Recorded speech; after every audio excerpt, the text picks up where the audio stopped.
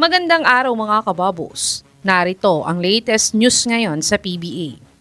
Coach Tim Cone pinagpapractice na ang lahat ng PBA players na kasali sa Gilas Pool para sa second window. Blackwater bossing may former NBA big man na import sa Commissioner's Cup. At Vic Manuel papunta na ng rain or shine.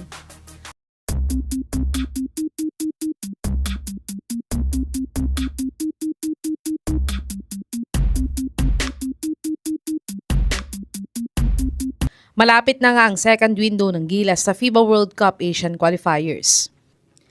Ang una nga nilang makakaharap dito ay ang New Zealand Tall Blocks sa March 26, 2026 at ang second game nga nila ay ang defending champions ng FIBA Asia Cup na Australian Boomers sa March 1, 2026. Kaya't pinagpapractice na nga ni Coach Tim Cone ng lahat ng PBA players na kasama sa Gilas pool niya. At susunod na lang daw next week ang mga nasa may overseas players na nasa may pool niya. Na-delay nga sa March 11, 2026 ang opening ng PBA para sa hiningi ni Coach Tim na 10 days training nila. Kaya't good luck nga sa Gilas Pilipinas. Sana ay matalo nyo ang dalawang powerhouse team na makakaharap nyo sa second window. Tumungo naman tayo sa balitang may import na daw ang Blackwater bossing sa Commissioner's Cup. Ang Blackwater bossing nga ay ang pangalawang kulelat na team sa Philippine Cup.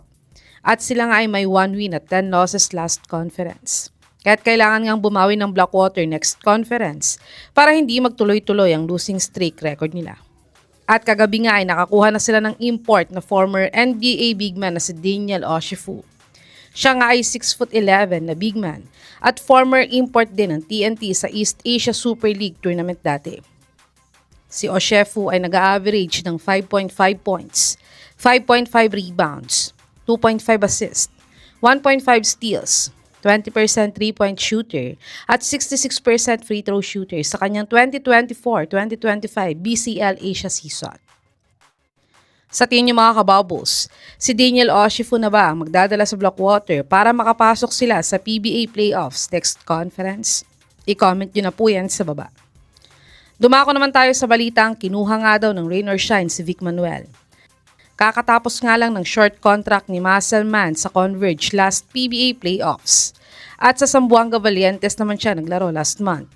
Sayang nga lang at isa lang ang naging panalo nila sa Dubai tournament.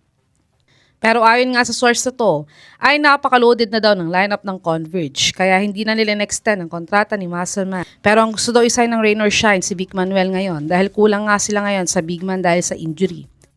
Sa tingin niyo mga kababos, may tutulong pa ba si Musselman kay Coach Yeng pag kinuha niya ito? I-comment niyo na po yan sa baba.